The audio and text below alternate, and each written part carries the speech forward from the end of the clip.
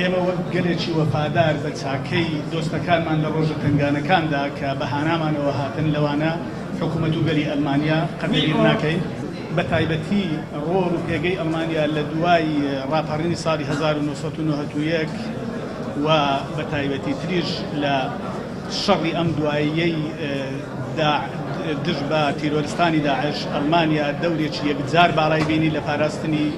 خەڵکی کوردستان. ئەلمانیا یەکێک لە زلهێزەکان بە تایبەتی لە بواری پیشەسازی و بازرگانیی هەرێمی کوردستان و حکوومەتی هەرێمی کوردستان لە پەیوەندێکی پتەودایە لەگەڵ ئەم وڵاتە. کوردستان ئێستا لە وەزارەتی بازرگانی و پیشەسازی 89 كۆمپانیای ئەلمانی تۆمار کراون لای ئێمە. ئەم ژمارەیە لە ئاستی هیوا و تموحی ئێمەدانیە، بۆیە من